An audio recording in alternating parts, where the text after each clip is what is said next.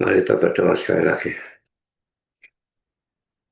Bapa di surga, terima kasih bahwa pada kebaktian ini kami mendapatkan kesempatan, kebebasan untuk membaca, mendengar, mempelajari, merenungkan sebagian dari firman. Kami sekali lagi mohon supaya Engkau hadir di sini di gereja maupun di manapun jemaat mengikuti kebaktian ini melalui YouTube Live. Dan Engkau membimbing, memberkati, mengarahkan acara firman ini, baik dalam penyampaian maupun dalam penerimaan. Tolong hamba mudah menyampaikan, berikan kekuatan jasmani, pikiran, suara, berikan pengurapan, berikan kata-kata, berikan apapun yang dia butuhkan, supaya seluruh firman disampaikan dengan baik, dengan benar, dan dengan sejelas-jelasnya. Lengkapi bungkus firman-Mu dan kuasa pekerjaan Roh-Mu, supaya jangan semuanya keluar dan kembali dengan sia-sia. Tapi biarlah semuanya tertanam tumbuh berbuah dalam kehidupan kami untuk kemuliaan nama Tuhan. Tolong kami semua yang mendengar, berikan kami hati yang terbuka, berikan juga konsentrasi yang baik dari awal sampai akhir, dan terang secukupnya supaya kami bisa mengerti, dan setelah kami mengerti berikan kami ketundukan. Jangan biarkan kami sekedar menjadi pendengar dan pengerti firman, tapi juga pelaku dan pelanggar firman, bahkan kalau boleh pemberita firman. Kami sadar juga Satan pasti bekerja, sekali lagi mohon Kau kuatkan semua kami, mengambil pekerjaan Satan dalam bentuk apapun. Terima kasih Bapa, dalam nama Yesus kami berdoa. Amin.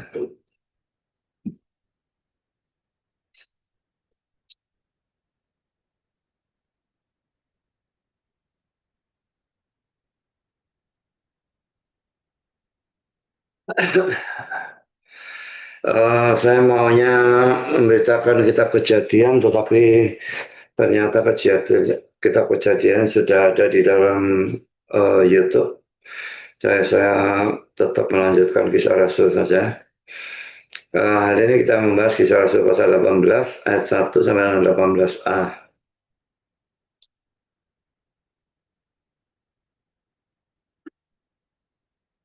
Saya bacakan lebih dulu ya. Kemudian Paulus meninggalkan Athena, lalu pergi ke Korintus.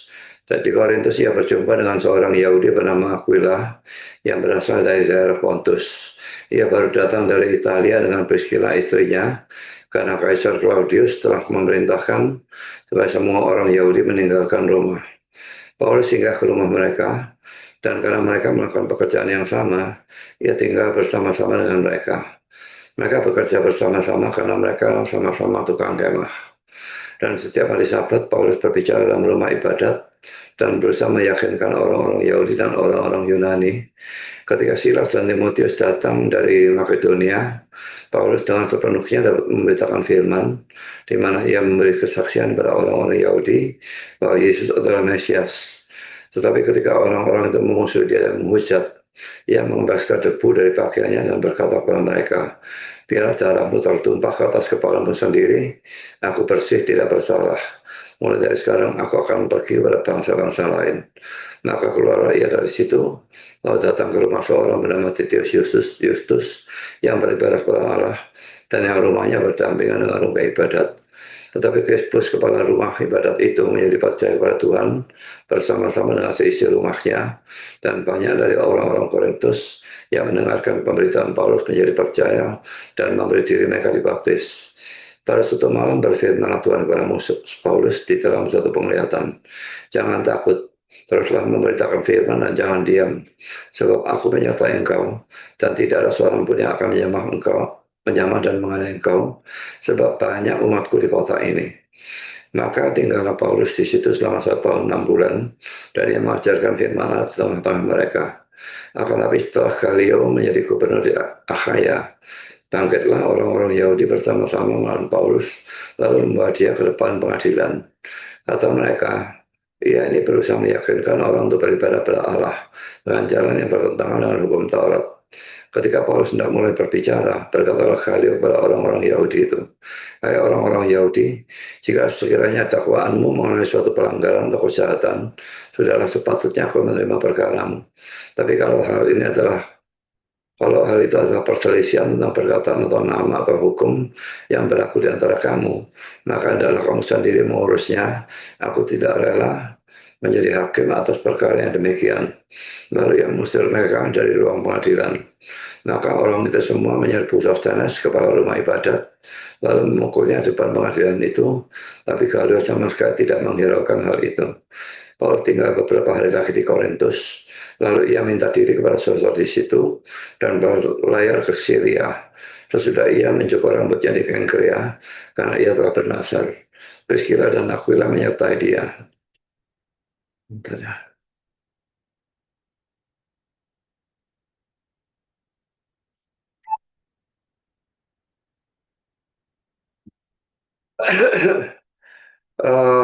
Kita memulai dan pembahasan tentang Paulus di Korintus. Dan pertama kita akan membahas kota Korintusnya ya.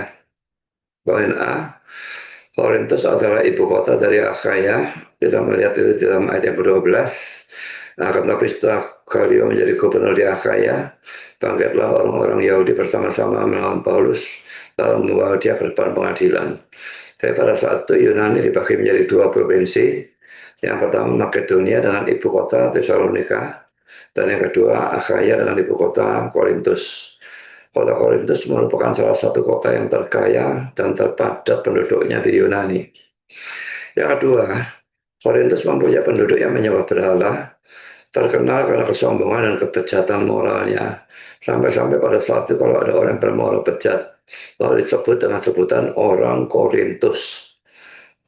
Lalu yang kedua, Paulus bertemu dengan Aquila dan Priscilla. Ini ada dalam ayat 2. Di Korintus ia berjumpa dengan seorang Yunani bernama Aquila yang berasal dari Pontus.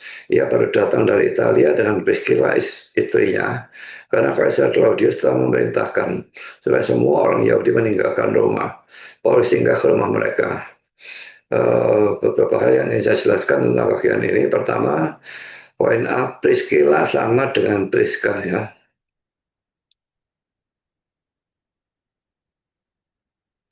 Ini ada dalam 2 Timotius 4 ayat 19. Salam kepada Priska, di sini Priska ya, tapi sama dengan Priscilla ya. Dan Aquila, karena suaminya tetap sama, jadi Priska ini pasti sama dengan Priscilla. Dan kepada keluarga Onesiphorus. Poin B, tidak diketahui tentang pertobatan dari Aquila dan Priscilla. Memang Alkitab tidak pernah menceritakan, jadi jangan ditanyakan ini ya. Poin C, Aquila dan Priscilla ini pindah ke Korintus dari Roma atau Italia karena Kaisar Claudius mengusir semua orang Yahudi dari Roma. Kita baca sekali lagi ayat yang kedua. Di Korintus dia berjumpa dengan seorang Yahudi bernama Aquila yang berasal dari Pontus. Ia baru datang dari Italia dengan istrinya karena Kaisar Claudius telah memerintahkan supaya semua orang Yahudi meninggalkan Roma. Paulus singgah ke rumah mereka. Seorang ahli sejarah mengatakan bahwa Kaisar Claudius yang bertakhta tahun 41 sampai 54 Masehi mengusir orang-orang Yahudi dari Roma karena mereka melakukan kekacauan di bawah pimpinan seseorang yang bernama Kristus. Ada yang menganggap bahwa yang dimaksud dengan Kristus ini pasti ada Kristos, kata Yunani untuk Kristus ya. Tapi ada juga yang menganggap bahwa dia adalah orang lain. Karena itu saya coba tanyakan pada ChatGPT ya. Pertanyaan saya, mengapa Kaisar Claudius memerintahkan supaya semua orang Yahudi meninggalkan Roma dalam kisah 18 ayat 2? Ini jawaban ChatGPT. Perintah Kaisar Claudius agar semua orang Yahudi meninggalkan Roma, kisah Rasul 18 ayat 2, memiliki dasar historis yang juga dicatat oleh penulis non-Alkitab, terutama Suetonius dan Diocasius. Berikut penjelasan lengkapnya. Pertama, konteks dalam kisah para Rasul. Di Korintus ia atau Paulus berjumpa dengan seorang Yahudi bernama Aquila yang berasal dari Pontus dan baru datang dari Italia dengan Priscilla istrinya karena Kaisar Claudius telah memerintahkan supaya semua orang Yahudi meninggalkan Roma. Kisah 18 ayat yang kedua. Ayat ini menunjukkan bahwa pasangan Aquila dan Priscilla adalah di antara orang-orang Yahudi yang diusir dari Roma akibat perintah Kaisar Claudius.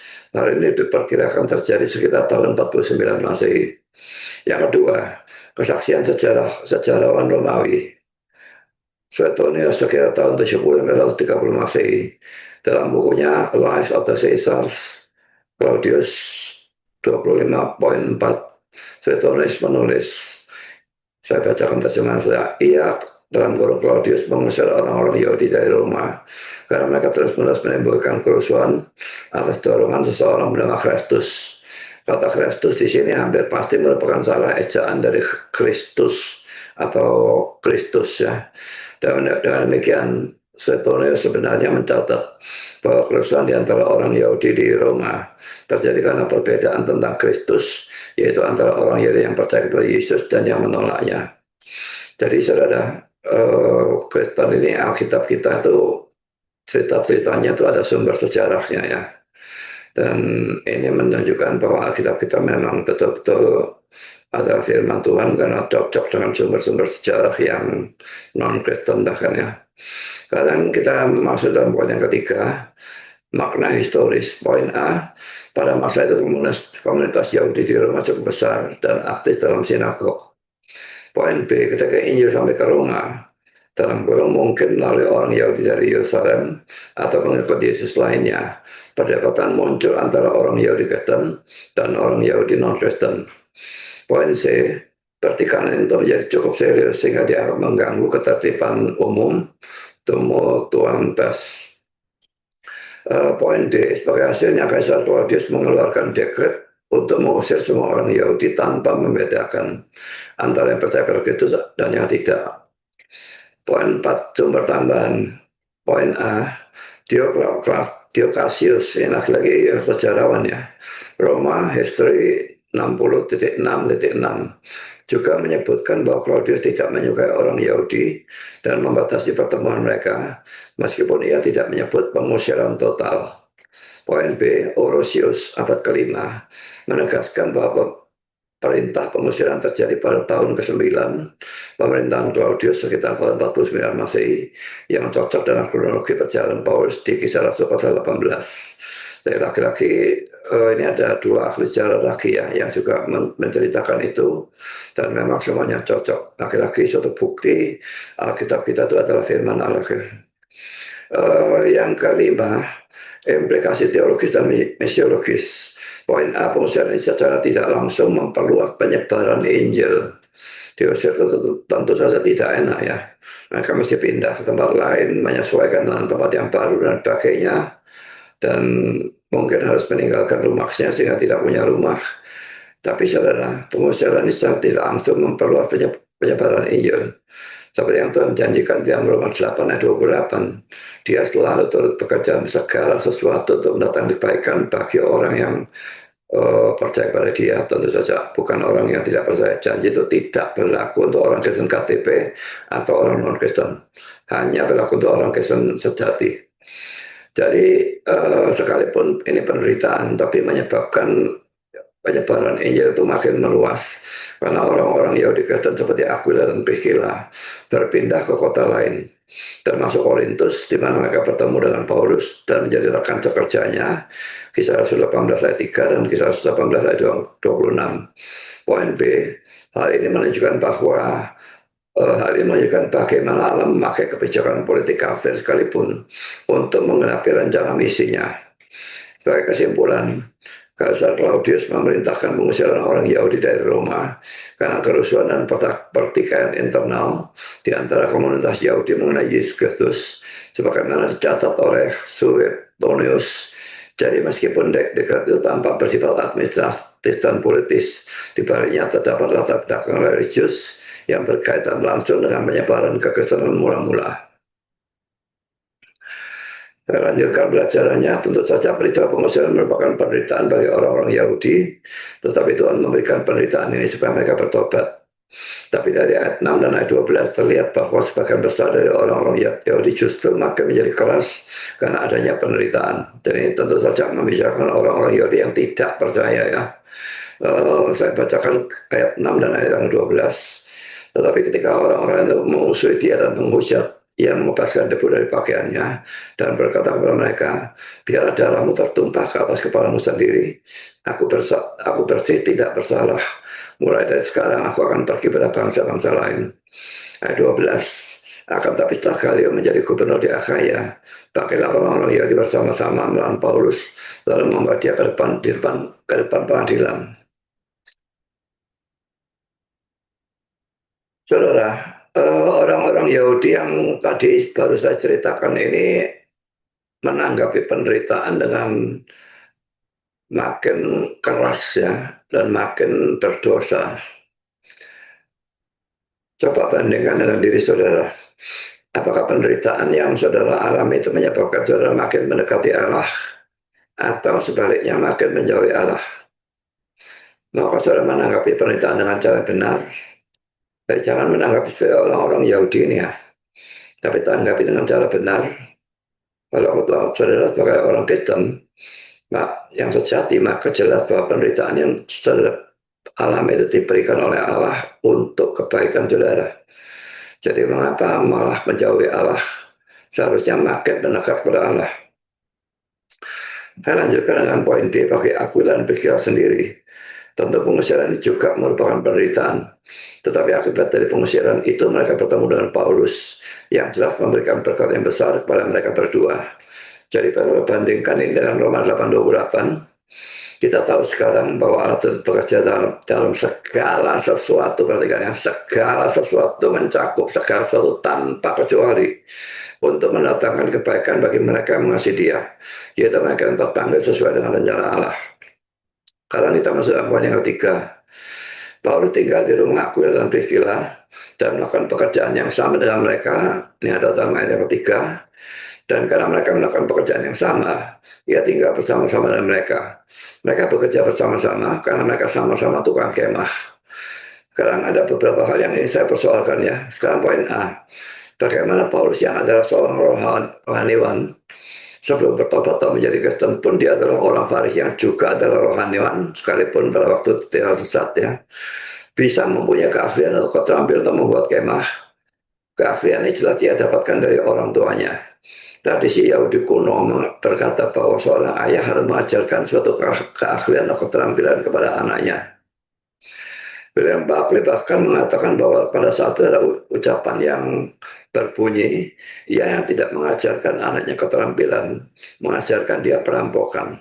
Ya, karena kalau tidak punya keterampilan apa-apa atau tidak punya uang, dia pasti akan jadi perampok. Ya, tapi kalau dia punya keterampilan, dia tetap bisa bekerja.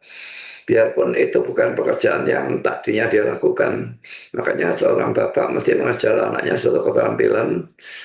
Dalam kondisi darurat dia bisa melakukan pekerjaan itu seperti yang Paulus lakukan sebagai tukang kemah tadi. Dan kita lanjutkan dengan poin B. Di sini Paulus bekerja sendiri untuk kebutuhan hidupnya dan ia tidak dibiayai oleh gereja. Tapi ini adalah suatu keadaan khusus ya, bukan keadaan umum. Sehingga kita tidak boleh menggunakan bagian ini untuk menuntut para hamba Tuhan zaman ini untuk melakukan apa yang Paulus lakukan. Bandingkan dengan 1 Korintus 9 ayat 1 ayat 18. Bukankah aku rasul? Bukankah aku orang bebas? Bukankah aku telah melihat Yesus Tuhan kita? Bukankah kamu adalah buah pekerjaanku dalam Tuhan? Sekalipun bagi orang lain aku bukanlah rasul, tetapi bagi kamu aku adalah rasul. Sebab hidupmu dalam Tuhan adalah meterai dari kerasulanku. Inilah pembelaanku terhadap mereka yang mengkritik aku. Tidakkah kami mempunyai hak untuk makan dan minum? Tidakkah kami mempunyai hak untuk membawa seorang istri Kristen dalam perjalanan kami, seperti yang dilakukan rasul-rasul dan saudara-saudara Yesus dan saudara Tuhan dan Kefas? Saya perhatikan ya, rasul-rasul lain ini dan saudara Tuhan dan Kefas ya, seperti Yakobus dan Yudas itu saudara dari Yesus ya. Dan Kefas ini tentu saja Petrus. Jadi di sini mereka dalam perjalanan pelayanan mereka membawa istri mereka. Memang mungkin di dalam pada waktu Yesus belum mati dan bangkit dan naik ke surga, mungkin sekali mereka tidak membawa istri mereka karena tidak pernah diceritakan. Tapi tak setelah Yesus naik ke surga, mereka melakukan pelayanan itu jauh sekali mungkin ya, karena pemberitaan Injilnya pergi ke tempat-tempat yang jauh yang belum terjangkau Injil. Dan karena itu dalam perjalanan mereka membawa istri mereka. Atau hanya aku dan Barnabas sajakah yang tidak punya hak untuk dibebaskan dari pekerjaan tangan? Siapa yang pernah turut dalam peperangan atas biaya sendiri? Siapa yang menanami kebun anggur dan tidak makan buahnya? Atau siapa yang mengembalakan kawanan domba dan yang tidak minum susu domba itu? Apa yang kukatakan ini bukan hanya pikiran manusia saja. Bukankah hukum Taurat juga berkata-kata demikian? Sebab dalam hukum Musa ada tertulis, janganlah engkau memberangus mulut lembu yang sedang mengirik. Lembukah yang Allah perhatikan? Atau kitakah yang ia maksudkan? Ya, untuk kita lah hal ini tulis, yaitu pembaca harus membaca dalam pengharapan dan harus mengirik dalam pengharapan untuk memperoleh bagiannya. Jadi, jika kami telah menaburkan benih rohani bagi kamu, berlebih-lebihankah kalau kami menuai hasil duniawi daripada kamu? Kalau orang lain mempunyai hak untuk mengharapkan hal itu daripada kamu, bukankah kami mempunyai hak yang lebih besar? Tetapi kami tidak mempergunakan hak itu. Sebaliknya, kami menanggung segala sesuatu, supaya jangan kami mengadakan rintangan bagi pemberitaan Injil Kristus. Tidak tahukah kamu bahwa mereka yang melayani dalam tempat kudus mendapat penghidupannya dari tempat kudus itu, dan bahwa mereka yang melayani mesbah mendapat bagian mereka dari mesbah itu. Demikian pula Tuhan telah menetapkan bahwa mereka yang memberitakan Injil harus hidup dari pemberitaan Injil itu. Tetapi aku tidak pernah mempergunakan satupun dari hak itu. Aku tidak menulis semuanya ini supaya aku pun diperlakukan juga demikian. Sebab aku lebih suka mati daripada titik-titik. Sungguh kemegahanku tidak dapat ditiadakan oleh siapapun juga. Karena jika aku memberitakan Injil, aku tidak mempunyai alasan untuk memegahkan diri. Sebab itu adalah keharusan bagiku. Celakalah aku jika aku tidak memberitakan Injil. Kalau andai kata aku melakukannya menurut kehendakku sendiri, memang aku berhak menerima upah. Tetapi karena aku melakukannya bukan menurut kehendakku sendiri, pemberitaan itu adalah tugas penyelenggaraan yang ditanggungkan kepadaku. Kalau demikian, apakah upahku? Upahku ialah ini, bahwa aku boleh memberitakan Injil tanpa upah, dan bahwa aku tidak mempergunakan hakku sebagai pemberita Injil. Saudara, ada beberapa hal yang bisa kita bahas dari kutipan dari 1 Korintus pasal 9 ini ya. Jadi yang pertama kita bisa melihat ya, saya akan menyimpang sedikit ya, bahwa para rasul itu membawa istri-istrinya, dan ini kayak Petrus ya. Nah, konyol sekali gereja Katolik itu menganggap Petrus sebagai Paulus pertama, tapi Paulus pertamanya mereka ini punya istri. Nah, sekarang Paulus yang sekarang ini termasuk klerus yang sekarang ini enggak boleh kawin kan. Nah, itu yang menyebabkan skandal itu banyak sekali dalam gereja Katolik. Saya tidak menyangkal sekali lagi ya, bahwa skandal juga ada dalam gereja Protestan. Tetapi kalau dalam gereja Protestan bukan disebabkan karena peraturan yang tidak alkitabiah yang dikeluarkan oleh gereja. Seperti seorang hamba Tuhan harus terlibat, itu tidak ada. Jadi di dalam Katolik karena larangan itu, akhirnya orang yang tidak punya karunia untuk selibat dipaksa untuk hidup selibat, dan akibatnya terjadi skandal yang sangat-sangat banyak. Saudara main TikTok, saudara bisa lihat berita-berita di TikTok itu banyak sekali, di mana-mana luar negeri, dalam negeri ada skandal-skandal sangat-sangat banyak. Lalu kalau di sini dikatakan ya, dalam hukum Musa ada tertulis jangan engkau memberangus mulut lembu Israel mengerit. Jadi itu diberikan untuk kita, bukan untuk lembu ya. Jadi kalau orang dalam melakukan pelayanan, pekerjaan pelayanan, dia itu punya hak untuk makan dari pelayanan itu. Karena itu suatu gereja seharusnya mencukupi kebutuhan hamba tuannya kalau gerejanya mampu. Memang kalau gerejanya tidak mampu ya saya tidak bisa ngomong apa-apa.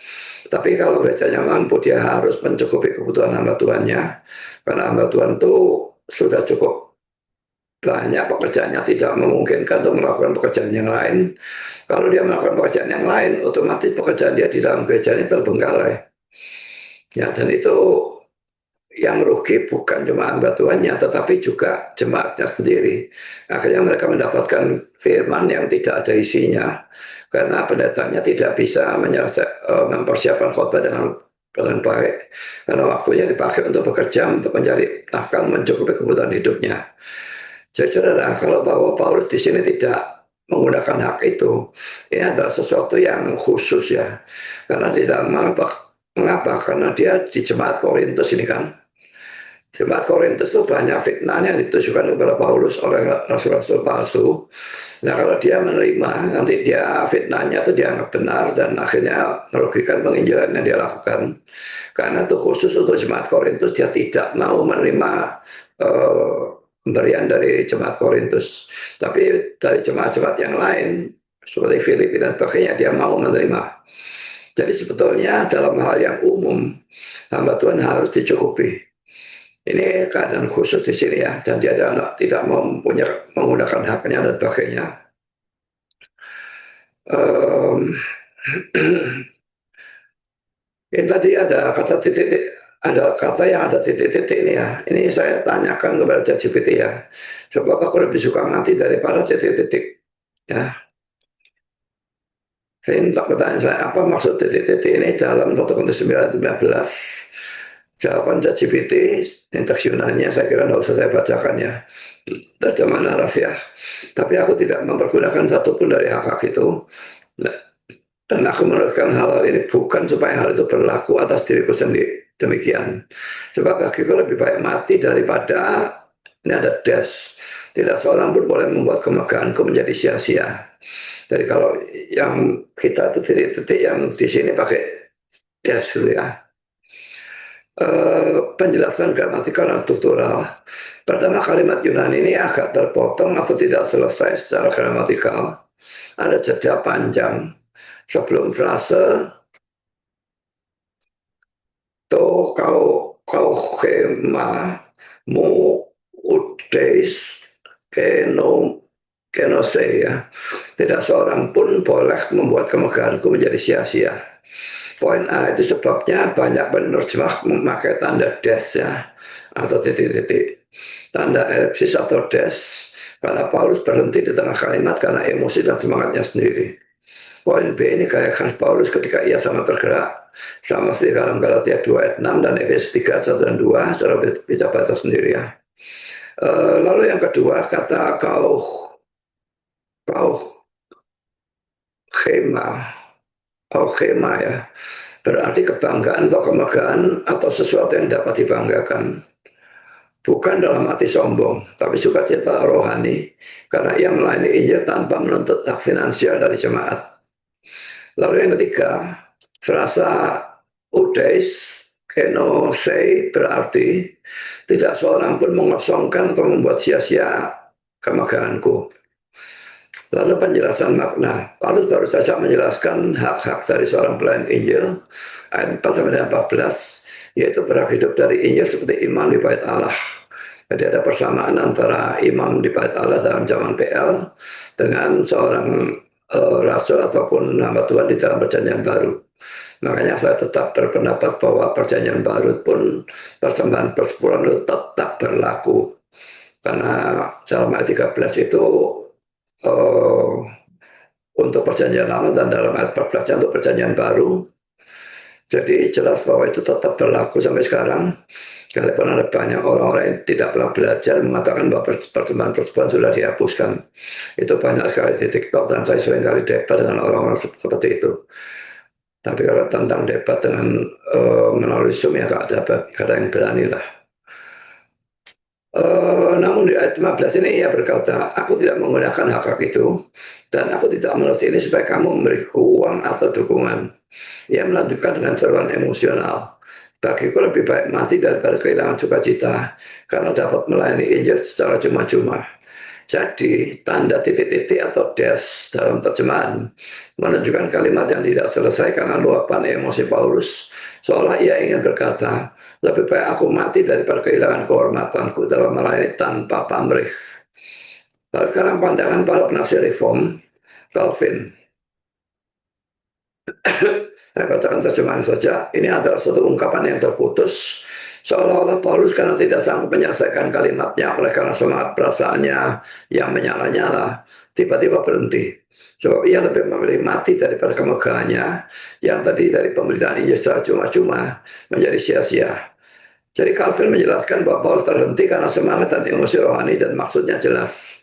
Lebih baik aku mati daripada kehilangan kemuliaanku, yakni hak istimewa untuk memberitakan Injil tanpa meminta upah. Alangkah perbedaannya Paulus ini dalam zaman Tuhan pada zaman sekarang ya. Sangat banyak karena mayoritas melayani demi uang. Sampai belajarnya dikorbankan, pokoknya dapat duit. Yang penting adalah duit. Kenapa jadi hamba Tuhan kalau seperti itu?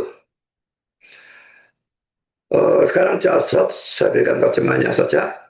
Susunan kalimatnya terputus oleh karena kehangatan perasaannya.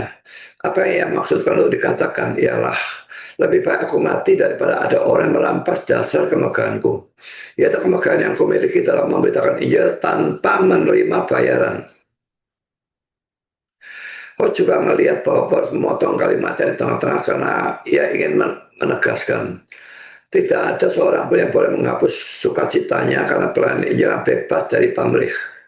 Kesimpulan, tanda titik-titik atau dash di dalam 1 Korintus 9:15 menunjukkan kalimat yang terputus karena emosi Paulus. Maknanya bukan kata yang hilang ya. Jadi tidak berarti di situ manuskripnya kabur lalu dikasih titik, bukan itu sama sekali ya. Melainkan interupsi emosional. Paulus begitu bersemangat sehingga berhenti di tengah kalimat. Jadi maksud lengkapnya dapat dinyatakan begini.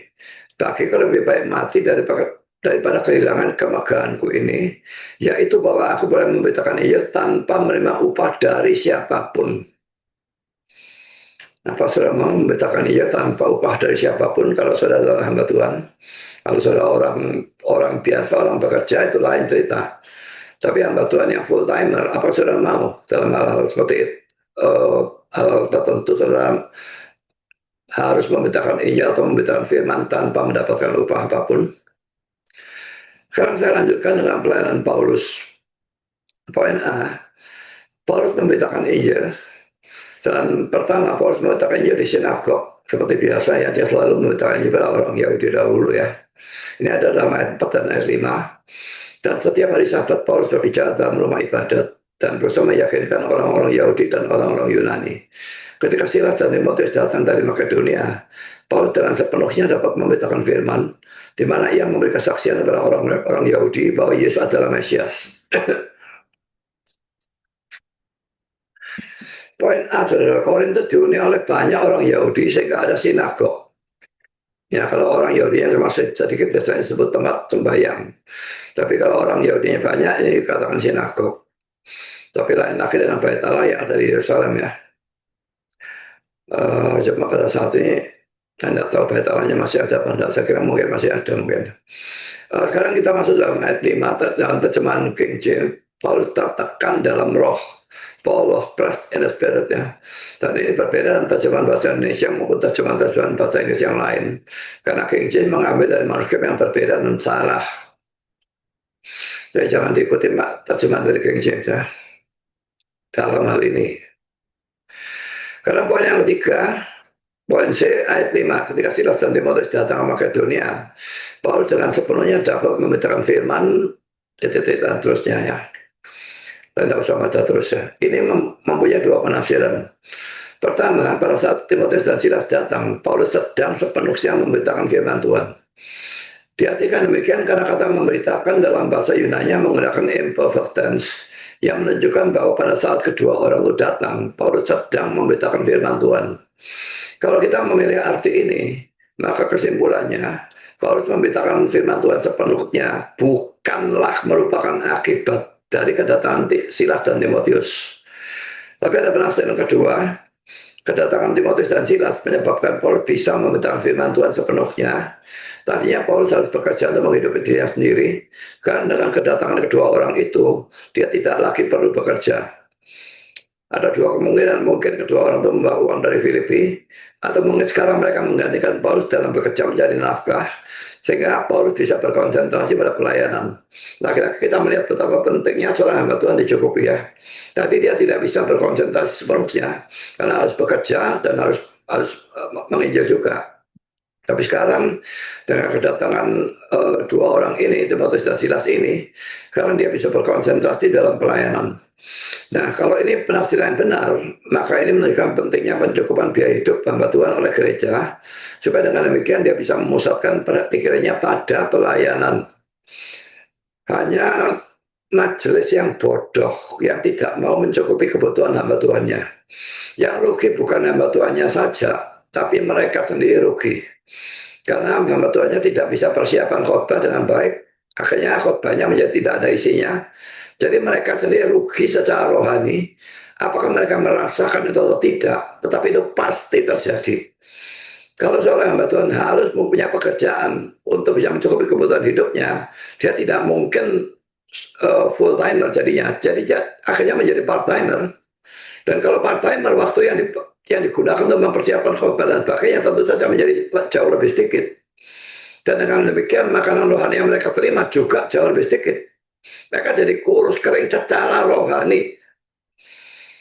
Jadi ingat ya, semua gereja, kalau saudara adalah majelis sebuah gereja, harus mencukupi kalau memang gereja itu mampu. Kalau gereja tidak mampu ya sudah tidak bisa diapa-apakan. Tapi kalau gerejanya mampu, harus mencukupi. Sekarang poin yang kedua, reaksi dari orang-orang yang diinjili. Pertama, sebagian menolak. Nah, selalu terjadi seperti itu ya. Tidak mungkin orang diinjili itu semuanya terima atau semuanya menolak itu. Biasanya sebagian menolak, bagian menerima. Ini yang biasa terjadi. Kita lihat di ayat yang ke-6. Tapi ketika orang-orang itu memusuhi dia dan menghujat, ia membebaskan debu dari pakaiannya dan berkata kepada mereka, biarlah darahmu tertumpah ke atas kepalamu sendiri, aku bersih, tidak bersalah. Mulai dari sekarang, aku akan pergi pada bangsa-bangsa lain. Poin pertama, saudara, secara logika, orang Yahudi adalah orang yang paling siap untuk diinjil atau menerima Kristus. Ya, karena Yesus sendiri adalah orang Yahudi. Tetapi ternyata mereka menolak. Jadi saudara, kalau saudara melihat orang ini, wah kelihatannya orang ini bisa bertobat kalau diinjili. Tapi ternyata akhirnya nanti mereka menolak. Kita tidak bisa memperkirakan orang dari luar atau bagaimanapun apakah orang itu siap untuk diinjil atau tidak. Tidak memungkinkan melihat seperti itu. Jadi secara logika memang Yesus orang Yahudi, ini orang Yahudi, mestinya mereka yang lebih siap untuk menerima. Tetapi ternyata mereka menolak. Sebagai pendapat dalam pemberitaan Injil, logika itu tidak bisa digunakan untuk menentukan mana orang lebih mudah atau lebih suka untuk bertobat. Semua ini tergantung pada Tuhan. Jadi beritakanlah Injil kepada semua orang. Tidak peduli kelihatannya tidak bisa bertobat, kelihatannya dia sesat apalagi, dan tegar tengkuk dalam kesesatannya. Tapi terus Injil dia, siapa tahu dia bisa bertobat. Karena kita tidak pernah tahu siapa orang pilihan dan siapa orang yang bukan pilihan. Paulus sendiri bagaimana dulunya? Memang dia bertobat karena penginjilan yang Yesus sendiri lakukan. Tetapi bagaimanapun itu adalah menunjukkan bahwa dia yang tadinya adalah orang yang sangat-sangat jahat kepada orang-orang Kristen, menangkapi, membunuh, menyiksa dan sebagainya. Ternyata adalah orang pilihan sehingga dia bertobat. Kalau orang itu bukan orang pilihan, tidak peduli Yesus sendiri yang menginjil, orang itu tidak akan bertobat. Sekarang poin kedua, kata memusuh dalam ayat yang ke-6, sebetulnya merupakan suatu istilah militer, yang artinya ia menyusun dan mengatur diri sebagai suatu pasukan yang akan berperang. Jadi, ini menunjukkan bahwa ini bukan sekedar suatu permusuhan yang bersifat individual, tetapi yang direncanakan bersama-sama. Yang ketiga, kata menghujat bisa berarti bahwa mereka mengejek atau memaki Paulus, tapi bisa juga berarti bahwa mereka betul-betul menghujat Kristus yang Paulus beritakan, bukan Paulusnya yang dihujat tapi Kristusnya. Ya, jadi bisa Paulus, bisa Kristusnya. Lalu saya masuk dalam poin B ini, sebagian menerima, tadi sebagian menolak, sekarang sebagian menerima. Ayat yang ke-8, tapi Kristus kepala rumah ibadat itu menjadi percaya pada Tuhan bersama-sama dengan seisi rumahnya, dan banyak dari orang-orang Korintus yang mendengarkan pemberitaan Paulus menjadi percaya dan memberi diri mereka dibaptis. Ini persis seperti kata-kata Tuhan ya kepada Paulus ya. Banyak umatku di kota ini. Jadi sekarang ini terjadi pada waktu mereka diinjil oleh Paulus, banyak dari orang-orang Korintus menjadi percaya dan memberi diri dibaptis. Ada beberapa hal yang saya bahas. Pertama, kata tetapi di awal ayat 8 diterjemahkan N atau dan oleh NASB, dan oleh NIV dihapuskan begitu saja. Dan memang kata dan atau N atau K dalam bahasa Yunani itu seringkali memang dalam penerjemahan dihapuskan. Dan kalau diartikan pun itu artinya bisa beda-beda, tapi di sini yang dipakai bukan K ya, cuma mirip ya. Dan kata bahasa Yunani yang dipakai di sini adalah D, yang mempunyai bermacam-macam arti. Jadi mirip dengan kata K ya, bisa diartikan but atau tetapi, to the contrary atau sebaliknya, and atau dan, lalu then atau lalu. Saya lebih setuju dengan terjemahan tetapi. Karena dengan demikian ayat 8 ini kontras dengan ayat 6. Dalam ayat 6 bagian orang menolak, tetapi dalam ayat 8 ternyata ada orang-orang yang menerima, banyak bahkan. Yang kedua, ayat 8 ini menunjukkan bahwa banyak orang Korintus bertobat. Orang-orang yang sombong, menyembah berhala dan bermoral bejat ini ternyata bertobat. Laki-laki, saudara, kita bisa melihat bahwa kita tidak bisa memperkirakan orang ini bisa bertobat atau tidak bisa bertobat. Karena itu Injililah seadanya orang. Kalau dia menolak, setidaknya sudah melakukan kewajiban saudara. Tetap menolak sampai mati, ya sudah terserah. Dia bukan, berarti dia bukan orang pilihan. Tetapi saudara sudah melakukan tugas saudara. Tapi kalau dia tidak diinjili, dia tidak ada kesempatan untuk bertobat. Jadi saudara harus memberitakan Injil kepada seadanya orang. 1 Korintus 6 ayat 19 juga jelas menunjukkan bahwa jemaat Korintus berasal dari orang-orang yang bejat. Kita lihat 1 Korintus 6 19. Atau tidak tahukah kamu bahwa orang-orang yang tidak adil tidak akan mendapat bagian dalam kerajaan Allah? Janganlah sesat. Orang cabul, penyembah berhala, orang berzina, banci, orang pemburit, pencuri, orang kikir, pemabuk, pemfitnah, dan penipu tidak akan mendapat bagian dalam kerajaan Allah. Dan beberapa orang di antara kamu demikianlah dahulu sebelum mereka jadi Kristen, ya. Tetapi kamu telah memberi dirimu disucikan, kamu telah dikuduskan, kamu telah dibenarkan dalam nama Tuhan Yesus Kristus dan dalam roh Allah kita. Jadi saudara, memang biasanya ya kalau orang itu bejat sekali lalu bertobat, dia menjadi sangat bagus sekali. Itu yang biasa terjadi, ya. Seperti Paulus sendiri, orang yang sangat jahat, nyiksa, bunuh, tangkap orang Kristen. Setelah dia bertobat, Tuhan dipakai rasul yang paling luar biasa, dan boleh dikatakan rasul yang paling top dari semua rasul yang lain. Jadi saudara, jangan takut untuk memberitakan Injil kepada orang yang bejat. Karena poin yang ketiga, kalau kita bandingkan dengan 1 Korintus 1 ayat 26, maka kita bisa menyimpulkan bahwa orang-orang yang bertobat ini umumnya berasal dari kelas bawah. Kelas bawah itu bisa bodoh atau tidak berpendidikan, kedudukan rendah, miskin, dan sebagainya. Coba kita lihat 1 Korintus 1 ayat 26. Ingat saja saudara-saudara, bagaimana keadaan kamu ketika kamu dipanggil. Dipanggil melalui Injil mungkin, ya. Menurut ukuran manusia tidak banyak orang yang bijak. Ya, jadi di antara mereka yang bertobat tidak banyak orang yang bijak. Tidak banyak orang yang berpengaruh. Tidak banyak orang yang terpandang. Jadi kalaupun ada, sangat sedikit. Yang sebagian besar itu adalah kelas bawah, bodoh, itu tidak berpendidikan, miskin, kedudukan rendah, dan sebagainya tadi. Jadi saudara, sebagai penerapan janganlah merasa rendah diri untuk memberitakan Injil kepada orang-orang kelas atas. Tidak usah takut, saudara, ya. Saudara, orang miskin memberitakan Injil kepada orang yang sangat kaya. Tidak usah takut. Kuasa datang dari Tuhan. Kalau Tuhan mau mempertobatkan orang kaya melalui penginjilan orang miskin, dia bisa melakukan itu. Tapi sebaliknya, jangan merasa gengsi untuk memberitakan Injil pada kelas bawah. Saudara kaya, lalu memberitakan, saudara katakanlah kaya, seorang bos dari suatu perusahaan, lalu menginjili pegawai saudara, tukang parkirnya, orang rendahan. Gengsi lah, saya bosnya, ngapain jangan injili.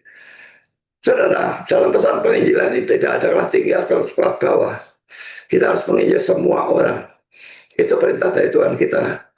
Dan kalau saudara memang orang Kristen, saudara harus mentaati perintah itu. Sekarang saya lanjutkan dengan ayat dalam poin yang keempat. Dalam ayat 8 dikatakan bahwa orang banyak yang bertobat itu memberi diri mereka dibaptis. Kita lihat ayat 8, tapi Krispus kepala rumah ibadat itu menjadi percaya pada Tuhan bersama-sama dengan seisi rumahnya. Dan banyak dari orang-orang Korintus yang mendengarkan pemberitaan Paulus menjadi percaya dan memberi diri mereka dibaptis. Tetapi rupanya hanya beberapa yang dibaptis oleh Paulus sendiri, ya. Bandingkan dengan ayat ini nanti akan saya bacakan, ya. Sedang yang lain mungkin dibaptis oleh Timotius dan Silas. Tidak ada masalah, saudara, ya. Mau dibaptis oleh Paulus, oleh Timotius, oleh Silas. Saya bacakan dulu 1 Korintus 1 ayat 14. Aku mengucap juga bahwa tidak ada seorang pun juga di antara kamu yang aku baptis selain Krispus dan Gaius. Jadi penerapannya saudara tidak ada bedanya saudara ya. Apakah saudara dibaptis oleh pendeta yang top ya, katakanlah Stephen Tong itu ya, atau pendeta yang biasa-biasa saja, tidak terkenal, tapi pokoknya dia pendeta yang injili ya. Karena itu jangan terlalu memilih siapa pendeta yang harus membaptis saudara. Tentu saja kalau pendeta itu sesat lain ceritanya ya.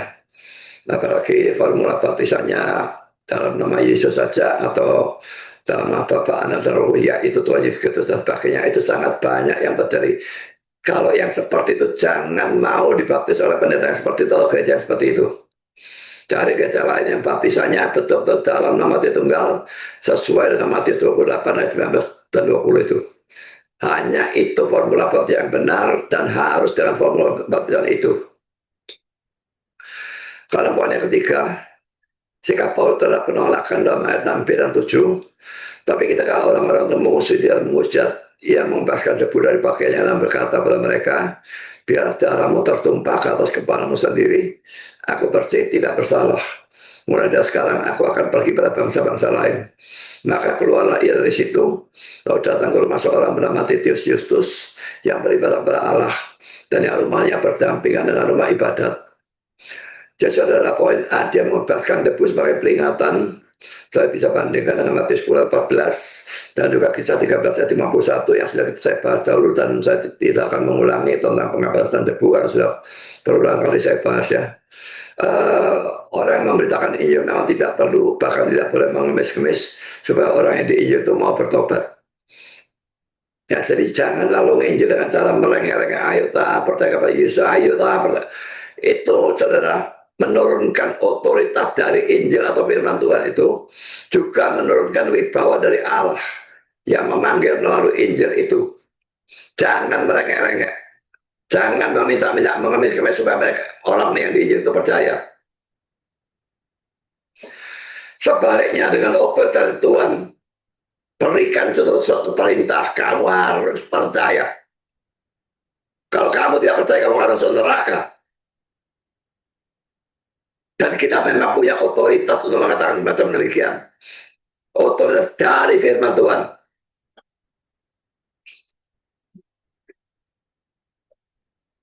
Dalam poin B, Paulus berkata bahwa pertama, darahmu tertumpah atas kepalamu sendiri. Karena itu adalah satu-satunya juru selamat untuk menebus dosa umat manusia. Maka orang yang menolak Kristus memang harus menanggung dosanya sendiri. Tidak ada lagi orang atau makhluk lain kepada siapa ia bisa mengoperkan dosanya. Kalau saudara adalah orang yang menganggap bahwa Kristus bukan satu-satunya jalan ke surga atau bukan satu-satunya jalan keselamatan, maka renungkanlah kata-kata Paulus ini. Pokoknya yang menolak Injil, darahnya tertumpah atas kepalanya sendiri. Dia menanggung dosanya sendiri dengan masuk neraka selama-lamanya. Pikirkan, apakah ada di antara saudara yang belum percaya kepada Kristus sebagai Tuhan dan Juru Selamat saudara? Kalau ada orang seperti itu, cepat percaya sebelum terlambat. Kita tidak pernah tahu kapan kita mati. Poin kedua, aku bersih, tidak bersalah. Dia bisa mengatakan hal ini karena dia sudah memberitakan Injil. Secara implisit bagian yang menunjukkan bahwa kalau kita tidak memberitakan Injil sehingga menyebabkan orang tertentu masuk neraka, maka kita bersalah atau kita tidak bersih. Bandingkan dengan Yesaya 3:18, kalau aku berfirman kepada orang jahat, engkau pasti dihukum mati, dan engkau tidak memperingatkan dia atau tidak berkata apa-apa untuk memperingatkan orang jahat itu dari hidupnya yang jahat supaya ia tetap hidup. Orang jahat itu akan mati dalam kesalahannya, tetapi aku akan menuntut bertanggung jawab atas nyawanya daripadamu. Jadi saudara, orang jahat yang tidak diinjili memang tetap akan mati dalam kesalahan, mereka masuk neraka. Tapi Tuhan akan menuntut tanggung jawab itu dari saudara. Kalau saudara harusnya menginjili dia. Kalau saudara sudah menginjili dia dan dia tetap tidak percaya, saudara tidak perlu mempertanggungjawabkan hal itu kepada Tuhan. Tapi kalau saudara tidak pernah memberitakan Injil sehingga dia masuk neraka, saudara diminta tanggung jawab dari Tuhan. Kan itu saudara, kalau selama ini saudara jarang atau bahkan tidak pernah memberitakan Injil, bertobatlah dan mulailah memberitakan Injil. Tidak memberitakan Injil itu suatu dosa pasif. Karena Tuhan kita menyuruh kita, memerintahkan kita untuk memberitakan Injil. Soal tidak mentaatinya, atau tidak memberitakan Injil, tidak melakukan apa yang diperintahkan, itu dosa pasif. Sekarang poin yang ketiga, aku akan pergi pada bangsa-bangsa lain. Paulus tidak terus mendodoti atau nunggui terus orang yang menolak Kristus ya. Dia pergi untuk memberitakan Injil pada orang-orang lain. Orang-orang non-Yahudi ya. Tapi ingat ya, jangan menekankan bagian ini secara terlalu ekstrem sedemikian rupa sehingga saudara menyalahkan ketekunan dalam memberitakan Injil. Ingat bahwa Paulus itu saat itu melakukan perjalanan misionaris. Sehingga jelas dia tidak bisa terus menginjili segolongan orang pada satu tempat saja. Tapi bagi kita yang bukan misionaris, ketekunan dalam memberitakan Injil memang penting. Jadi jangan terlalu cepat meninggalkan seseorang yang menolak pemberitaan Injil saudara. Kalau tolak satu kali, sudah bukan orang pilihan. Nah itu bahayanya percaya kepada predestinasi. Doktrin itu benar, tetapi penerapan dari doktrin itu bisa sangat salah. Bisa menyebabkan saudara cepat menyalahkan dan memberitakan Injil. Tapi itu tidak boleh dilakukan. Saya seorang Calvinis yang boleh dikatakan paling keras. Tapi apakah saya tidak memberitakan Injil?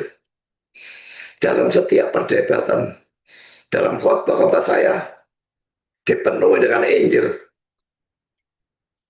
Perhatikan waktu saya debat dengan Rudi Yohanes kemarin. Cuma karena moderatornya menghentikan debat dan saya tidak tahu kenapa. Maka saya berkurang penginjilannya. Tapi tetap waktu yang closing statement itu, saya gunakan sedikit saja untuk closing statement, tapi selebihnya saya gunakan untuk pemberitaan Injil. Jadi kalau dikatakan bahwa orang yang percaya predestinasi tidak memberitakan Injil, itu omong kosong. Memang ada orang seperti itu, tapi tidak berarti itu ajaran reform. Ajaran reform tetap mengatakan Allah berdaulat dan percaya predestinasi memang menunjukkan kedaulatan Allah itu. Tapi kita tidak pernah dibuang tanggung jawabnya. Kita bertanggung jawab untuk memberitakan Injil, mendoakan orang itu, dan sebagainya. Saudara, jangan terlalu cepat meninggalkan orang menolak pemberitaan Injil saudara. Ditolak satu kali, tetap doakan dan Injil lagi. Tolak dua kali, doakan Injil lagi. Penginjilan itu hanya perlu dihentikan kalau dia menghujat Kristus yang kita beritakan. Itu ada dalam Matius 7 ayat 6 itu ya. Jangan buang mutiara pada babi dan pada urus pada anjing dan sebagainya. Jadi dalam penginjilan selama orang itu tidak menghujat Kristusnya ya. Kalau dia cuma membantah debat kita, terus lakukan penginjilan, nggak apa-apa. Tapi kalau dia menghujat Kristus, hentikan penginjilannya. Tujuan penginjilan itu kemuliaan Tuhan. Kalau tujuannya Anda tercapai, bahkan sebaliknya dia menghujat, kita hentikan penginjilan itu. Itu kesalahan dia, bukan kesalahan kita. Tapi bagaimanapun juga jangan terlalu bertekun dalam memberitakan Injil pada seseorang sehingga saudara lalu melupakan adanya orang-orang lain yang juga harus diinjili.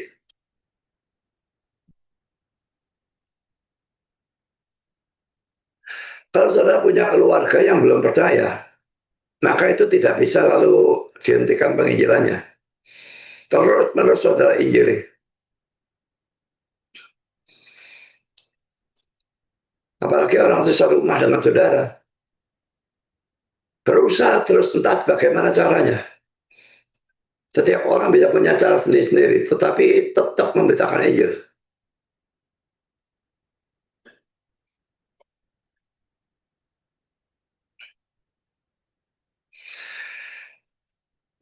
Saya lanjutkan ya. Bagiannya juga mengajarkan bahwa kita harus berani memindahkan sasaran penginjilan kita dari grup yang satu ke grup yang lain. Jadi saudara, kalau selama ini saudara selalu ditolak orang Kristen KTP, cobalah memberitakan Injil pada orang yang kafir total, yang non-Kristen sama sekali. Kalau selama ini saudara selalu ditolak oleh orang sebangsa saudara, sukunya sama dengan suku saudara atau bangsanya sama dengan bangsa saudara, cobalah memberitakan Injil pada bangsa yang berbeda dengan bangsa saudara. Kalau saudara selama ini ditolak oleh orang tua itu maksudnya bukan bapak ibu, tapi orang yang umurnya tua ya. Cobalah membicarakan Injil pada orang muda atau anak kecil. Anak kecil bisa menjadi guru sekolah minggu misalnya ya. Kalau selama ini sudah ditolak oleh keluarga atau teman saudara, orang yang dekat dengan saudara ya, cobalah memberitakan Injil pada orang yang sudah tidak kenal. Dimanapun kita bisa jumpai orang yang tidak kenal, kita injili. Dan kalau selama ini sudah selalu ditolak orang kaya, cobalah memberitakan Injil pada orang miskin atau sebaliknya. Jadi Paulus ditolak oleh orang-orang Yahudi, dia pindah ke orang-orang non-Yahudi. Tapi memang ingat ya, Paulus ini punya panggilan khususnya itu sebetulnya kepada orang-orang non-Yahudi. Tapi dia selalu memulai dengan orang Yahudi, ditolak baru dia pindah kepada orang-orang non-Yahudi. Sekarang poin C, Paulus itu lalu pergi ke rumah Justus di dalam ayat yang ke-7. Maka keluarlah ia dari situ lalu datang ke rumah seorang bernama Titius Justus yang beribadah pada Allah, dan yang rumahnya berdampingan dengan rumah ibadat. Pertama saudara, keluarlah ia dari situ, artinya dia keluar dari sinagog itu tadi ya. Dan poin kedua, tidak jelas apa yang dia lakukan di rumah Justus, tapi mungkin dia tinggal di rumah Justus yang adalah orang non-Yahudi, supaya ia bisa lebih berhubungan dengan orang-orang non-Yahudi, sehingga bisa lebih banyak kesempatan untuk memberitakan Injil kepada mereka. Bagaimanapun kita perlu menjalin hubungan dengan orang kafir ya, supaya kita bisa memberitakan Injil kepada mereka. Kalau tidak ada hubungan sama sekali, gimana kita memberitakan Injil? Jadi tidak ada larangan berteman dengan orang kafir, selama saudara bisa mengendalikan diri saudara dan tidak meniru tindakan-tindakan mereka sebagai orang kafir. Saudara yang mesti mempengaruhi dia, dan bukan sebaliknya saudara dipengaruhi oleh dia.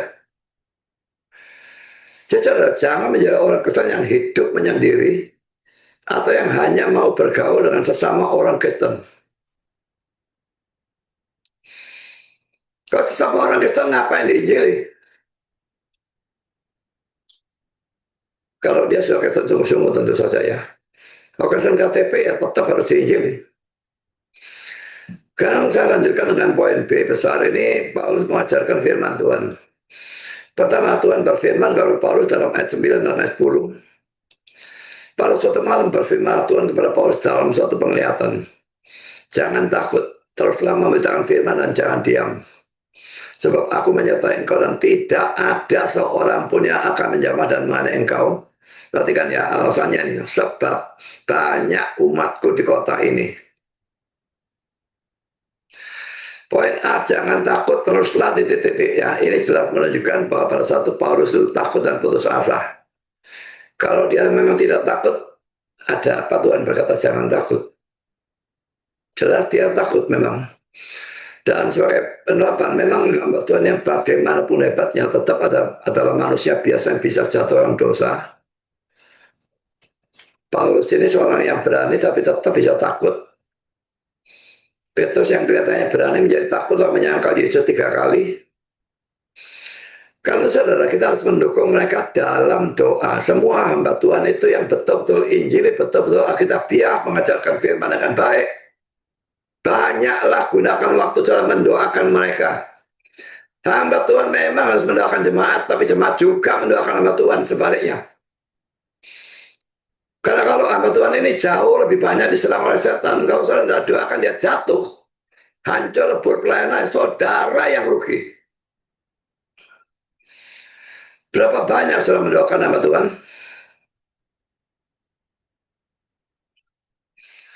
Poin B, aku menyertai engkau. Ini alasannya mengapa Paulus tidak boleh takut. Bandingkan Matius 28 ayat 20 dan ada tidak usah sebutkan, saya bacakan ya. Matius 28 ayat 20, dan ajarlah mereka melakukan segala sesuatu yang telah kuperintahkan kepadamu, dan ketahuilah aku menyertai kamu senantiasa sampai kepada akhir zaman. Janji penyertaan ini dalam ayat 20b ini tidak berlaku dalam keadaan lain ya. Kalau mau diberlakukan dalam keadaan lain, gunakan ayat lain. Tapi yang ini hanya berlaku sesuai dengan konteksnya, berlaku untuk orang yang memberitakan Injil. Orang yang tidak menginjili juga disertai Tuhan, tapi orang yang memberitakan Injil lebih disertai oleh Tuhan. Lalu Mazmur 23 ayat 4, ini Mazmur tentang gembala itu ya. Sekalipun aku berjalan dalam lembah kekelaman, aku tidak takut bahaya. Sebab engkau besertaku, gadamu dan tongkatmu itulah yang menghibur aku.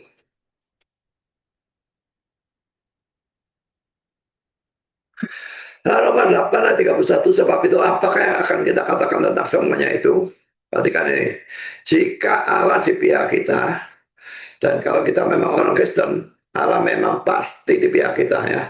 Siapakah yang akan melawan kita? Ini kadang-kadang sampai kelihatan seakan-akan Allahnya tidak adil ya. Misalnya Abraham itu dalam cerita, di dalam kitab Kejadian 2 kali melakukan dusta, mengatakan Sarai sebagai saudaranya. Tapi pada waktu Firaun ataupun Abimelek mau mengambil Sarah sebagai istrinya, mereka yang kena tulah. Tapi apakah Allah itu tidak adil?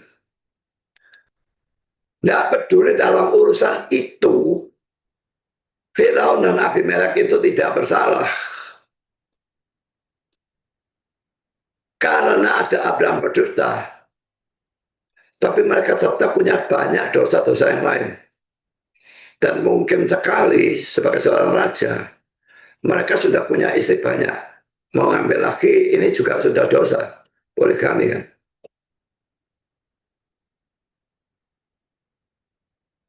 Sebaliknya dengan Abraham, dia adalah orang percaya. Dosanya dihapuskan oleh darah Kristus. Jadi tetap dibandingkan ini yang memang layak dihukum. Tuhannya tidak berlaku tidak adil.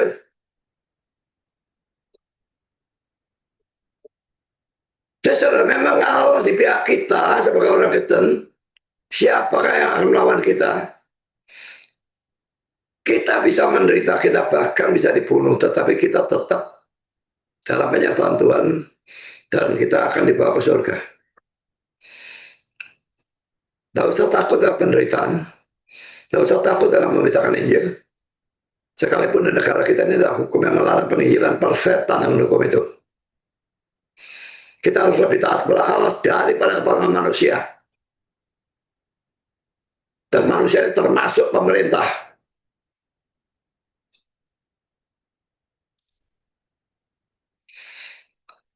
Apakah saudara sering merasa takut dalam melayani Tuhan atau memberitakan Injil?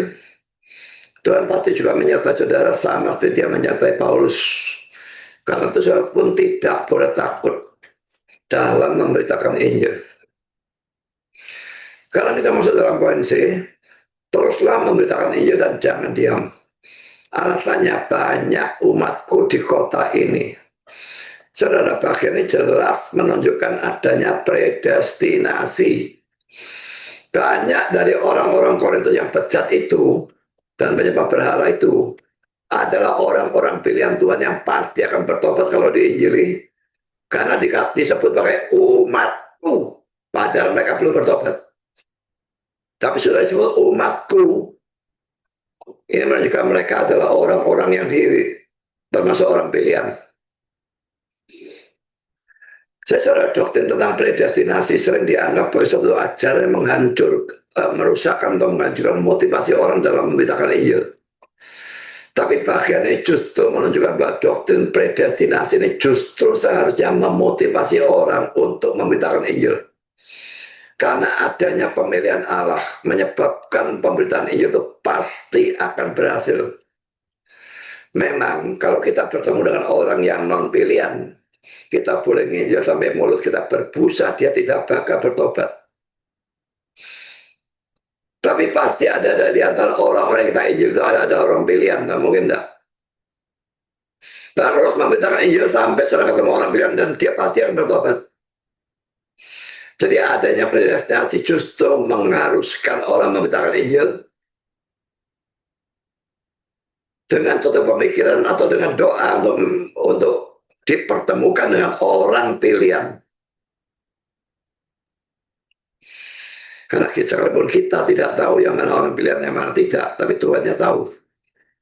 Jadi dalam menginjil berdoa, Tuhan arahkan aku pada orang pilihan supaya penginjilanku bisa membawa dia kepada Kristus. Dan tetap saja kita pasti akan mendapatkan orang-orang yang bukan pilihan. Dan mereka tidak akan bertobat.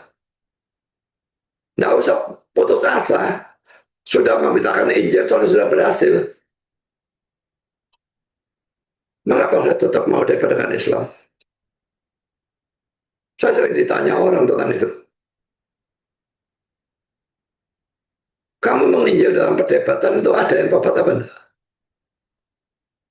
Sepanjang saya tahu tidak pernah ada orang Islam yang saya injil datang pada saya aku bertobat karena penginjilanmu. Tidak pernah ada. Tapi saya kan tidak tahu semua mereka. Hanya Tuhan yang tahu orang-orang di mana mendengar penginjilan itu dan bertobat. Dan itu bukan urusan saya bertobat atau tidak, itu urusan Tuhan. Urusan saya hanya memberitakan Injil. Urusan saudara juga demikian. Poin dia adalah tidak ada seorang pun yang akan menjamah dan menganiaya engkau. Dan terjemahan NIV akan menyerang dan merugikan atau mencelakakan engkau. Dalam NIV akan menyerang untuk merugikan atau mencelakakan engkau. Ini adalah suatu jaminan dari Tuhan bahwa tidak ada seorang pun yang bisa berhasil menyerang Paulus sehingga betul-betul melukai atau merugikan Paulus. Tetapi ingat bahwa jaminan tidak berlaku untuk semua orang Kristen pada setiap waktu. Kita bandingkan dengan Wahyu 2 itu ayat 10. Jangan takut terhadap apa yang harus engkau derita. Sesungguhnya iblis akan melemparkan beberapa orang dari antaramu ke dalam penjara supaya kamu dicoba dan kamu akan beroleh kesusahan selama 10 hari. 10 hari ini tentu bukan hurufiah ya. Tapi mungkin maksudnya menuliskan satu jangka waktu yang pendek. Hendaklah engkau setia sampai mati, dan aku akan mengaruniakan kepadamu mahkota kehidupan. Bahkan jaminan tadi itu tidak berlaku bagi Paulus sendiri pada waktu yang berbeda.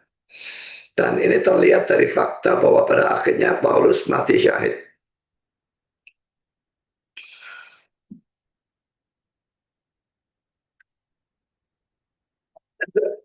Poin yang kedua, mengajar firman Tuhan selama 1,5 tahun, kita melihat dalam ayat yang ke-11, bahkan tidaklah Paulus di situ selama 1 tahun 6 bulan.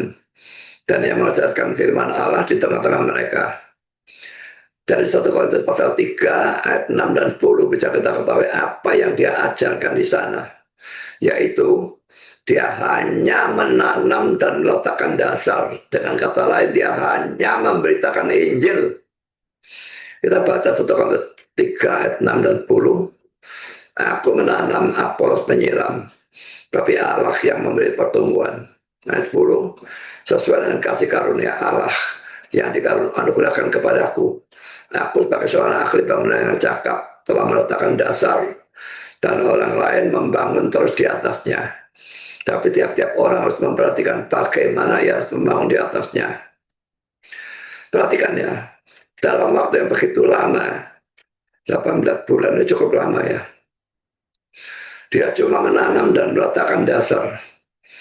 Dan berbeda orang zaman sekarang hanya berpikir berbakti cuma seminggu sekali, dan juga ya hanya sedikit gereja yang punya pemahaman Alkitab, berarti yang punya pemahaman Alkitab minggu 2 kali.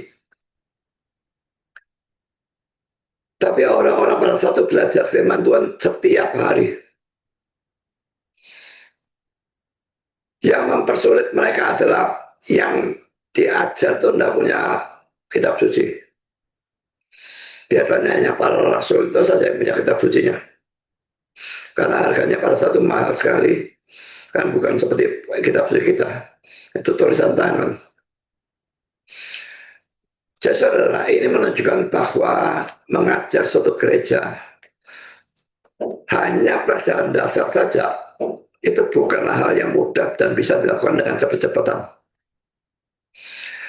Dan ini harus menjadi pelajaran bagi para pemimpin gereja, baik itu majelis maupun nama Tuhannya, dan para pengurus persekutuan yang selalu ingin cepat-cepat membangun jemaatnya dengan tema yang mulu-mulu atau sukar. Padahal di antara jemaatnya banyak bayi Kristen, bahkan banyak orang Kristen KTP. Saya dulu sering diminta khotbah di persekutuan-persekutuannya Perkantas ya. Dan banyak dari mereka itu pimpinannya adalah jemaat saya. Dan pada waktu saya selalu diminta topik-topik yang model seperti predestinasi, limited atonement, pokoknya tulip dan sebagainya. Yang jelas tidak cocok untuk orang yang belum bertobat. Dan saya bisa melihat pada waktu saya khotbah, orang-orang seperti itu tidak bisa mendengar. Terlalu amat sukar bagi mereka. Sudah saya nasihati, berikan tema pemberitaan Injil. Jemaatmu ini banyak yang belum Kristen. Bagaimana kamu beri topik model seperti ini? Tunggal segala macam. Topik Injil. Itu yang mereka butuhkan. Jadi majelis sama Tuhan dan para pengurus persekutuan harus punya hikmat dan berdoa kepada Tuhan apa topik yang harus diberikan dan pengkhotbah mana yang harus dipanggil. Jangan asal beri topik. Itu menjadi berkat bagi saudara, tapi tidak bagi mereka yang tingkat rohaninya kelas bawah, apalagi yang belum Kristen sama sekali.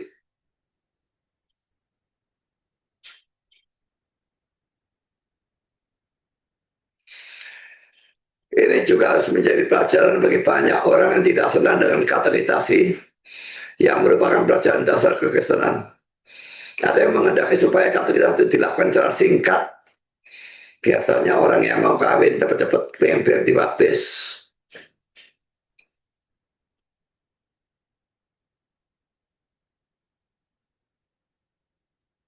Nasib saudara itu terletak di dalam katekisasi itu ya. Banyak gereja mengadakan katekisasi, tapi katekisasi yang dilakukan bukan pelajaran dasar. Dan itu sama sekali salah. Ngapain orang yang belum Kristen diajari Tritunggal dan sebagainya itu ngapain? Perhatikan katekisasi saya. Fondasi Kristen 30 session. Fondasi 2 Anda tahu berapa puluh session lagi.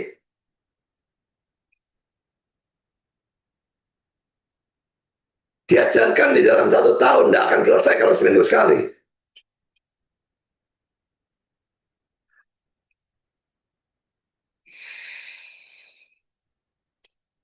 Jadi kalau memang mau kawin, ya katekisasi jauh sebelum kawin. Jangan baru kurang 2 bulan mau kawin, minta katekisasi cepet-cepetan. Itu bisa membawa saudara masuk ke neraka.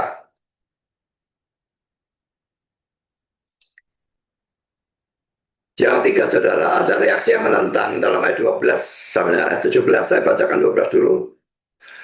Akan tapi setelah Galio menjadi gubernur di Akhaya, Bangkitlah orang-orang Yahudi bersama-sama melawan Paulus, lalu membawa dia ke depan pengadilan. Poin A, Galio adalah gubernur baru, sehingga dianggap lemah atau dianggap mau berpihak kepada mereka. Kata bersama-sama, ya, dalam bahasa Yunani adalah homotumadon, yang seharusnya berarti dengan satu hati. Ini laki-laki menunjukkan bahwa permusuhan direncanakan bersama. Kalau musuh-musuh Kristen itu bisa bersatu menghadapi Kristen, lalu Kristennya bentrokan sendiri satu sama lain, kira-kira bagaimana nasib Kristennya? Poin C, dari sini kelihatan bahwa setan juga punya banyak umat. Dan saya bacakan ayat yang 13, kata mereka, ia ini berusaha meyakinkan orang untuk beribadah pada Allah dengan cara yang bertentangan dengan hukum Taurat. Jadi ini tujuan mereka terhadap Paulus.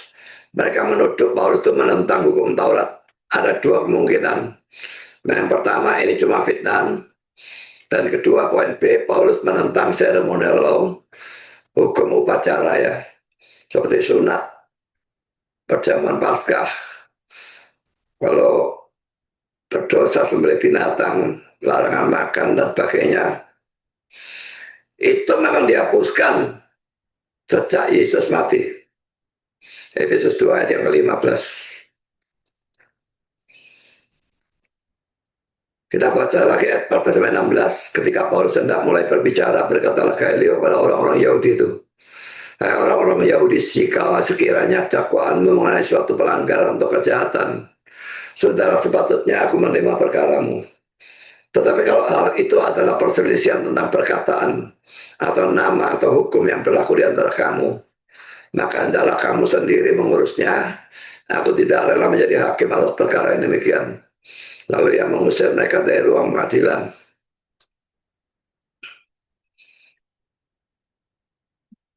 Poin A, Paulus mau membela diri.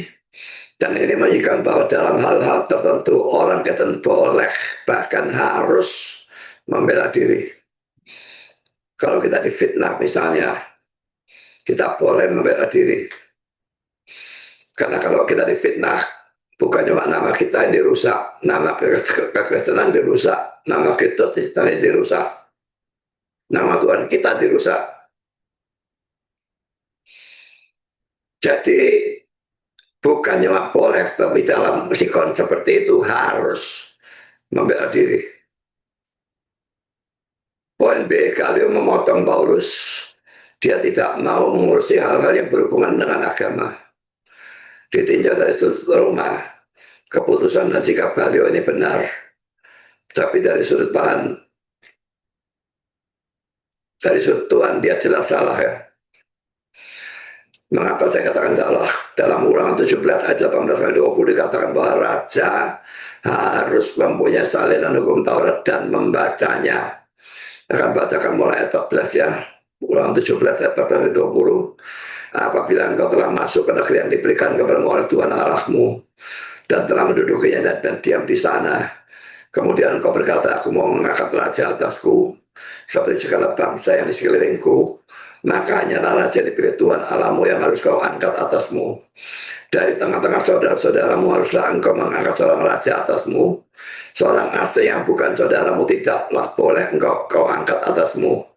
Hanya janganlah ia memelihara banyak kuda, dan janganlah ia mengembalikan bangsa ini ke Mesir untuk mendapat banyak kuda.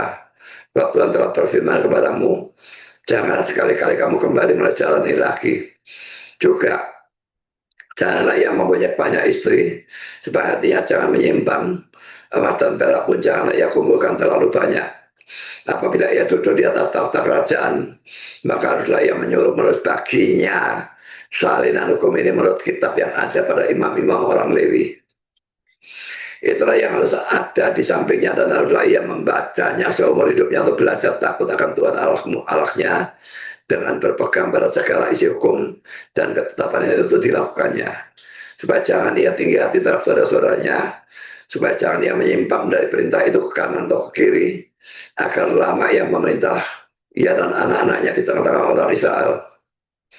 Jadi saudara, untuk apa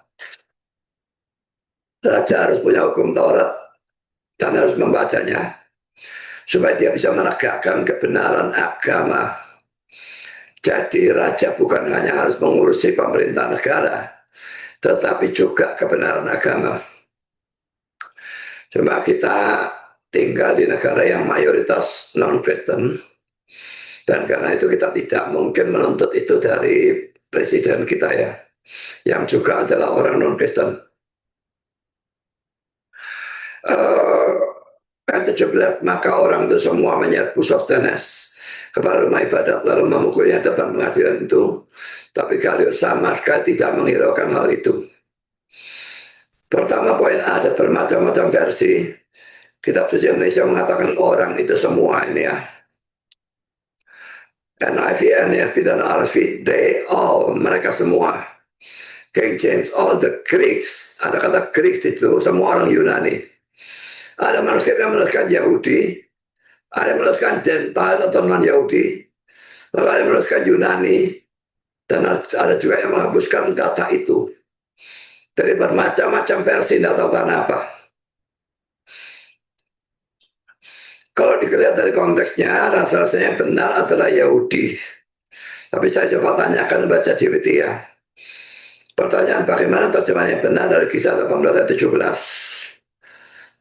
Jawaban GPT baik berikut analisis kisah Rasul 18 ayat 17 dari teks Yunani aslinya dengan perbandingan beberapa versi terjemahan agar jelas maknanya. Teks Yunani saya kira tidak usah saya bacakan ya. Terjemahan harfiah dari Yunani, maka semua orang menangkap Sostenes, kepala rumah ibadat itu, dan memukulnya di depan kursi pengadilan. Tapi Gallio tidak mempedulikan hal-hal itu sedikit pun. Perbandingan dengan terjemahan modern, ini versi ya, versinya LAE, King James, ESV, dan ESV. Lalu teksnya itu bagaimana? Ya, sudah bisa membacanya sendiri. Kalau dalam King James saja ini ada the Greeks ya. Tapi yang lain tidak ada. Lalu penjelasan dari catatan penting. Pertama, subjek mereka semua atau pantes tidak dijelaskan secara eksplisit siapa semua itu. Poin A, beberapa penafsir seperti Calvin dan Matthew Henry menganggap mereka adalah orang-orang Yunani, non-Yahudi yang marah terhadap orang-orang Yahudi karena telah mengganggu Paulus dan pengadilan. Poin B, sebagian lain menganggap mereka adalah orang-orang Yahudi sendiri yang marah kepada Sostenes, mungkin pemimpin baru setelah Kristus, percaya kepada Kristus. Kisah Rasul 18 ayat 8, karena kalah dalam perdebatan. Poin C, namun manuskrip teks mayoritas tidak menyebut orang Yunani. Kata hoi Hellenes muncul hanya dalam sebagian kecil naskah tambahan seperti Textus Receptus dan karenanya modern critical editions NE 28 dan UBS 5 tidak mencantumkannya. Jadi terjemahan paling netral dan tekstual adalah mereka semua, bukan orang-orang Yunani. Kedua, kata archi sinagogos berarti kepala rumah ibadat, jabatan resmi pemimpin sinagog Yahudi. Lalu yang ketiga, kata bema, arti hurufiahnya kursi pengadilan atau tribunal, tempat gubernur rumah itu duduk untuk memutuskan perkara. Dan poin keempat, frasa terakhir, uden tutonto Galioni emelan. Nah, secara harfiah tidak ada dari hal-hal ini yang menjadi urusan Gallio. Artinya Gallio tidak peduli, tidak menegakkan hukum. Ia melihat kejadian itu sebagai hal kecil antar orang Yahudi. Kesimpulan terjemahan yang paling akurat secara gramatikal dan tekstual adalah maka mereka semua menangkap Sostenes kepala rumah ibadat itu dan memukulnya di depan kursi pengadilan. Tapi kalau tidak memedulikan hal-hal itu sedikit pun. Sebagai catatan tambahan, pertama, frasa mereka semua tidak perlu dipertegas menjadi orang Yunani, sebab itu bukan bagian dari teks Yunani kritikal. Kedua, kalimat ini menunjukkan ketidakpedulian pemerintah Romawi terhadap urusan agama Yahudi atau kekristenan yang masih dianggap sebagai bagian dari Yudaisme pada saat itu. Kalau saya lanjutkan dengan poin B tentang Sostenes,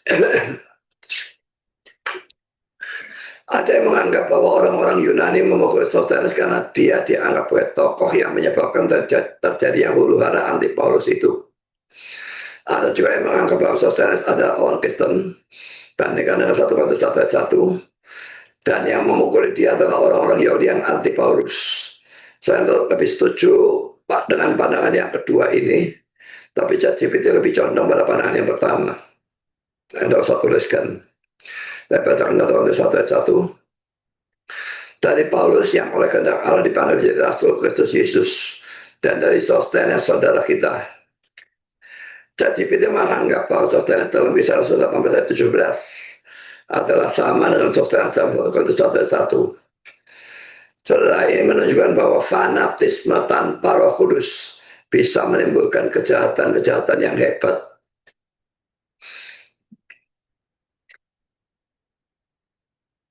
Perpecahan yang paling banyak terjadi adalah perpecahan karena agama.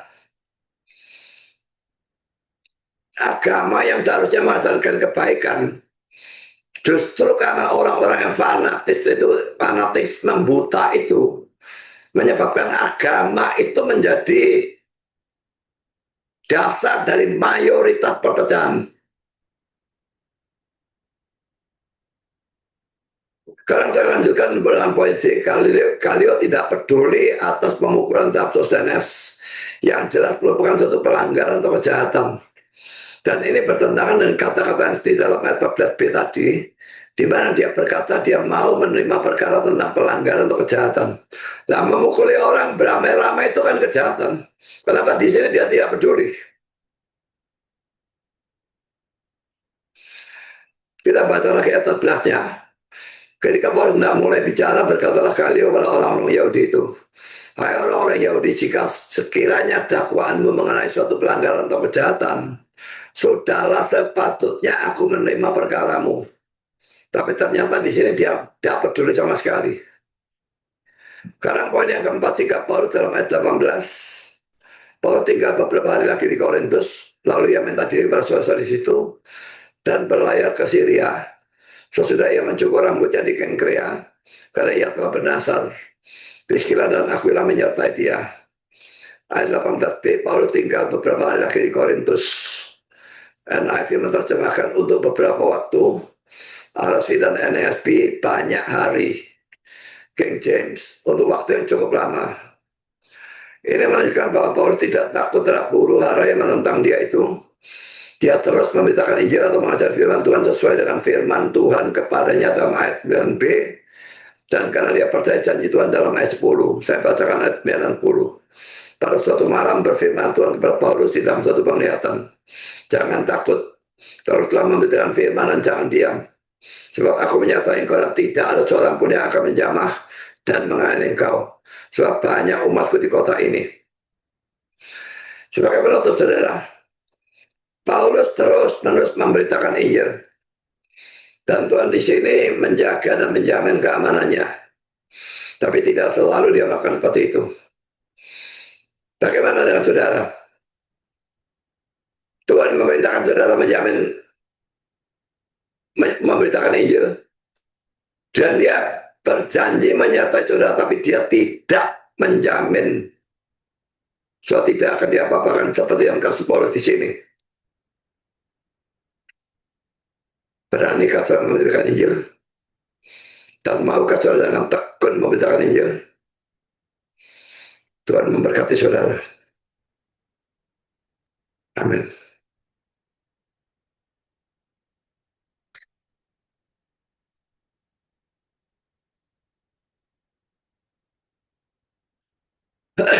Mari kita berdoa. Bapa di surga, terima kasih bahwa Engkau sudah memimpin, menyertai, memberkati acara firman.